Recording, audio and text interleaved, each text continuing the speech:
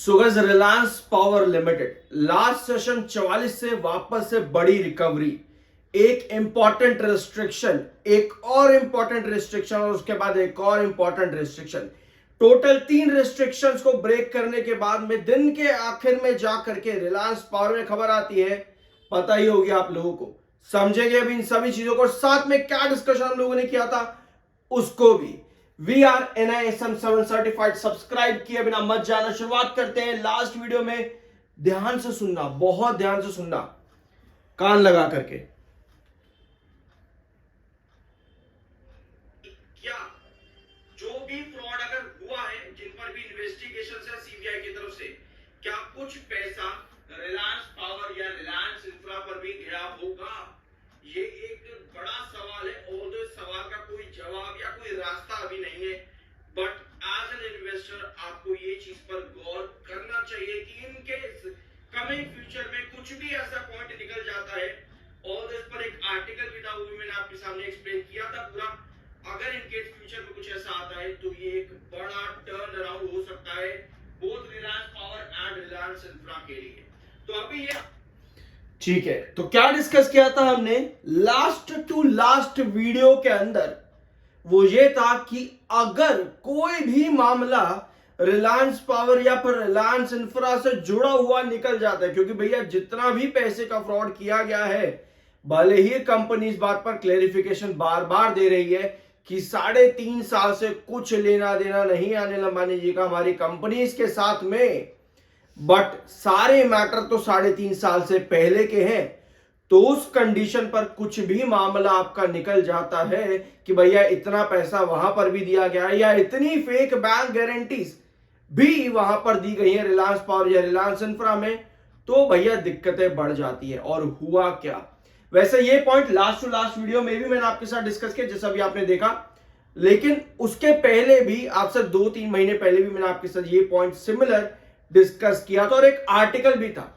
तो इन सब चीजों से आपको हमेशा अलर्ट रहना चाहिए कि भैया कोई कंपनी का पुराना मैनेजमेंट फ्रॉड एक्टिविटीज के अंदर पकड़ा जा रहा है आज की डेट में, ऑल दो आप तब तक गिल्टी नहीं हो अनटिल प्रूवन, ठीक है, तब तक आप गिल्टी नहीं हो अनटिल प्रूवन, बट मामला तो भैया चल रहा है ना, ठीक है। तो ये चीज हमने डिस्कस करी थी। और क्या हुआ आपके साथ में कि CFO को कंपनी के अशोक कुमार पाल, जो कि प्रेजेंट CFO है, उनको ईडी ने मनी लॉन्ड्रिंग केस में अरेस्ट कर दिया है।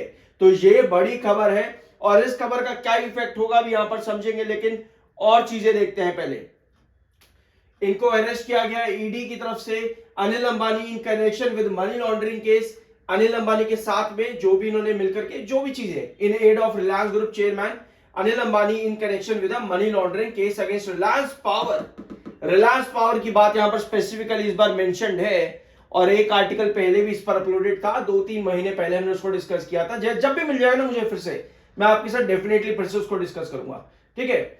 और क्या चीज हमारे पास इस आर्टिकल के अंदर है? Custody under provisions of the prevention of money laundering act, arrest stems from an ED investigation against the Anil Ambani group of companies Reliance power, 17,000 crore की बैंक फ्रॉड केस के बारे में यहां पर है। और इंपॉर्टेंट चीज ये है कि फेक बैंक गारंटीज जो पूरा मामला है ना, उसमें जब पहला अरेस्ट आपको याद होगा, पहला अरेस्ट जब आया था, वो फेक बैंक गारंटी जो बना रहा था वो उसी का ही अरेस्ट था। अगर आप लोगों को याद है तो ध्यान से याद करना, इस चीज को आपको याद आएगा। हमने उसको डिस्कस भी किया था चैनल पर कि जो भी आपकी फेक गारंटीज बना रहा था इन कंपनीज के लिए, उसी को ही सबसे पहले अरेस्ट कर दिया गया था। The company and its subsidiary acted bonafidely and are victim of fraud. Company ने बताया, रिलायंस पावर ने बताया कि भैया हम फ्रॉड्स के विक्टिम बने हुए हैं, मतलब कि भैया हमने तो कुछ किया नहीं, हमें एक विक्टिम बनाया गया है बस।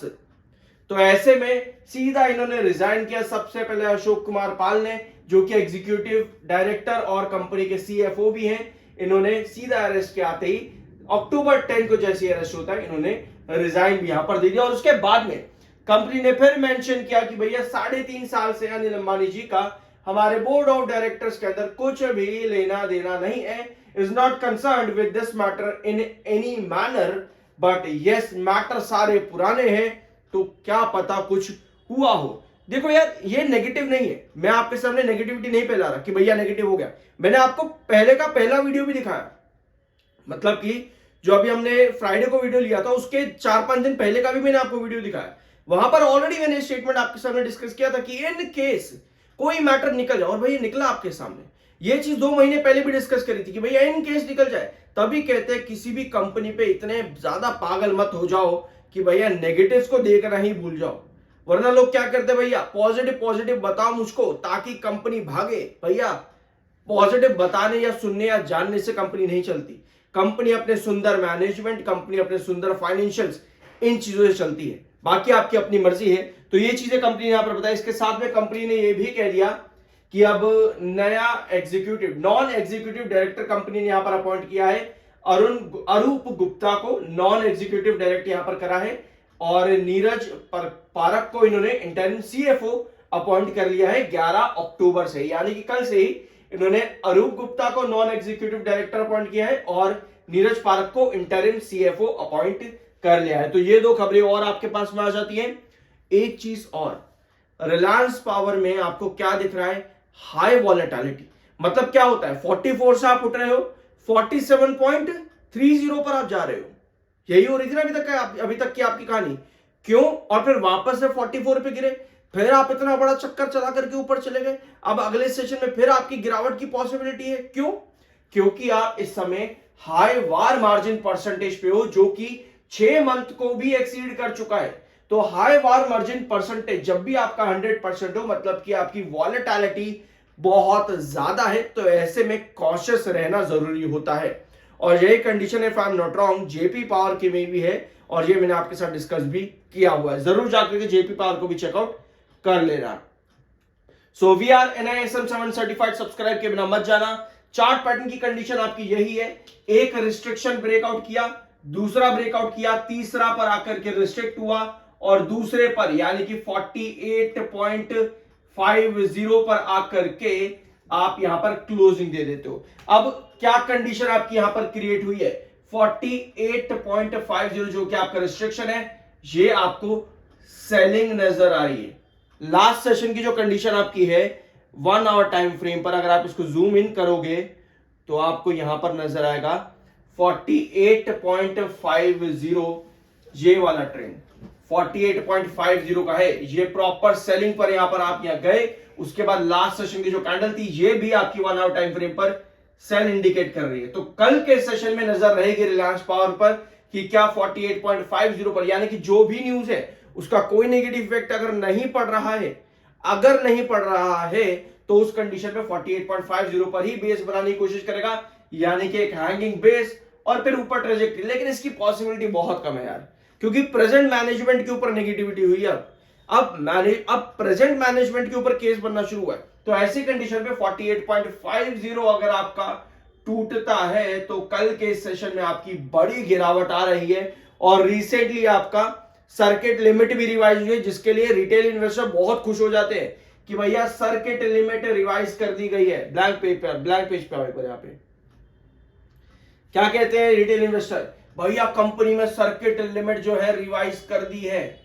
अब तो भैया क्या होगा, 20% की सर्किट लिमिट हो गई है, अब तो ताबड़तोड़ अपर सर्किट लगेंगे। अरे भैया 20% की सर्किट लिमिट होना, रिवाइज करना, मतलब यह है कि उतनी ही ज्यादा गिरावट भी आ सकती है। समझ रहे हो? तो ये दोनों चीजें वाइस वर्सा होती हैं, इसको कभी भी एक साइड पर मत लिया करो। तो कल के दिन नजर रहेगी क्या 48.50 से टूट करके 48.50 से क्या कल टूट करके रिलायंस पावर गिर जाएगा वापस 44 पे। कमेंट बॉक्स में अपना ओपिनियन जरूर शेयर करना। लेकिन फिर मैं आपको बता रहा हूं कि ये खबर प्रेजेंट मैनेजमेंट से जुड़ी है, तो ऐसे में आपको जो पहले ओपनिंग वीडियो के अंदर मैंने आपके साथ स्टेटमेंट डिस्कस किया, उस पर भी आपको ध्यान देना जरूरी है। कंपनी का Q2 की पॉसिबिलिटी क्या है मैं ऑलरेडी डिस्कस कर चुका हूं, जरूर जाकर उसको चेकआउट करना। We are NISM 7 certified, subscribe के बिना मत जाना। बाय सेल की कोई रिकमेंडेशन नहीं है, वो आपकी अपनी मर्जी और ओपिनियन होना चाहिए।